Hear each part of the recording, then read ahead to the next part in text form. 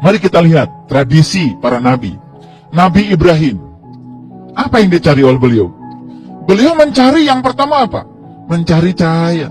Saat mencari cahaya, yang pertama ketemu apa? Bintang. Selanjutnya ketemu bulan. Selanjutnya yang terakhir ketemu matahari. Jadi kata matahari yang dijelaskan di Quran surat Al-An'am sebagai wujud pengalamannya Nabi Ibrahim sama dengan tradisi leluhur kita. Ternyata leluhur kita juga mencari matahari. Tapi sayang sekali banyak kita tidak mengerti. Dikiranya matahari yang itu. Kalau matahari yang ada di alam besar, itu matahari untuk memberlangsungkannya proses fotosintesa jasmani. Itu sebagai proses fotosintesa ada dua. Satu, fotosintesa jasmani, bertumbuhnya pohon dengan matahari. Yang kedua, proses fotosintesa ruhani. Ini yang jarang terjadi. Saya ingin mengajak lewat acara ini, mari kita izinkan jiwa kita mengalami proses fotosintesa ruhani supaya jiwa kita semakin bernutrisi. Karena selama ini yang tumbuh cuma badan. Badan kita dulu kecil, pendek. Sekarang badan kita sudah tinggi, besar. Ke atas memanjang, ke samping juga melebar. Dari mana itu? Dari makanan. Dari mana makanan? Dari tumbuhan. Dari mana tumbuhan? Tumbuhan bisa tumbuh karena dia mencari cahaya. Tidak ada tumbuhan yang tidak mencari cahaya. Semua tumbuhan yang diletakkan di tempat yang gelap gulita pasti mati. Kalaupun tumbuh, tumbuhnya tidak optimal. Tumbuhan yang diletakkan di tempat yang terang benderang, dapat sinar matahari yang cukup, buahnya lebat.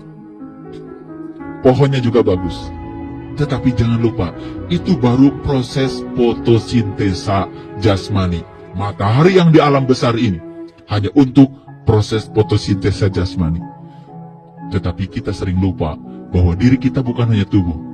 Diri kita juga adalah jiwa. Jiwa juga harus tumbuh. Supaya apa? Tidak mengalami kecelakaan spiritual yang seperti tadi. Karena apa? Karena jiwanya tidak tumbuh. Itu sebabnya kita harus mengalami proses fotosintesa ruhani. Kalau begitu, mana mataharinya? Matahari itu ada di dalam diri kita. Bagi yang tahu. Maka beruntunglah mereka yang sudah menemukan matahari di dalam dirinya. Surat Al-Fatihah dibuka dengan huruf Ba, dipungkas dengan huruf Nun. Ba artinya Baitullah, Nun artinya Nurullah. Ba titiknya di luar, Nun titiknya di dalam. Siapa saja yang sudah menemukan titik di dalam, maka dia sudah menemukan batik. Apa artinya batik? Ba dan titik. Makanya batik menjadi tradisi leluhur kita. Batik itu badan titik. Ba artinya Baitullah. Titik adalah titik yang ada dalam Baitullah. Satu titik cahaya dalam kegelapan. Sangat bermartabat untuk perjalanan kita pulang. Bagaimana tradisi Nabi Muhammad? Mari kita lihat dalam Quran surat An-Najm. Ada ayat yang berbunyi seperti ini. Wan najmi idha hawa. Demi bintang ketika mati. Wan najmi idha hawa. Demi bintang ketika mati. Sebagai fisikawan, saya ingin tahu bintang mati itu seperti apa. Kan sekarang mudah. Kita calling-calling dengan ahli astronomi. Ternyata saya tidak dikirimkan gambar bintang mati. Saya dulu mengira waktu kecil kalau bintang mati itu gelap gulita. Ternyata bintang mati itu ternyata cahayanya terang benderang. Kenapa? Ilmu fisikanya E sama dengan mc kuadrat. Ketika massa meluruh menjadi energi, maka dia akan meradiasikan gelombang elektromagnetik. Bukankah cahaya itu gelombang elektromagnetik?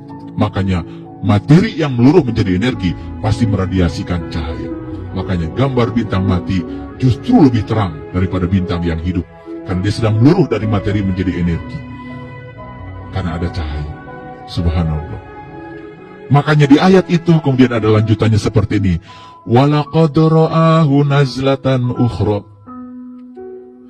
Dan dia melihat itu kapan saja. Apa itu di ayat? Itu kan cerita bintang mati tadi. Bintang mati adalah simbol dari alam cahaya. Alam cahaya adalah alam dewa, alam deva. dalam alam dewa, ada di dalam diri setiap manusia bagi yang tahu.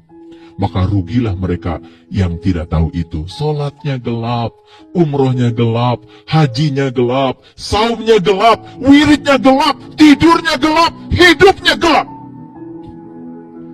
Bagaimana mungkin kita bisa berjalan dalam kegelapan?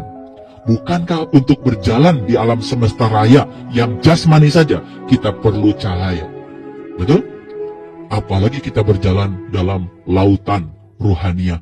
Bagaimana mungkin kita bisa berjalan kalau tanpa cahaya? Disitulah banyak yang tidak sadar. Padahal dia sholat dalam kegelapan, saum dalam kegelapan, syahadat dalam kegelapan, haji dalam kegelapan, umroh dalam kegelapan. Bahkan tidur dan hidupnya pun dalam kegelapan. Tidak sadar kalau di dalam dirinya ada alam cahaya yang terang benderang. Cuman dia tidak tahu dan tidak mencari. Makanya Allah mengatakan dalam Al-Quran, Yahdillahu linurihi mayyasa. Aku akan menunjukkan pada cahayaku siapa saja yang aku kehendaki.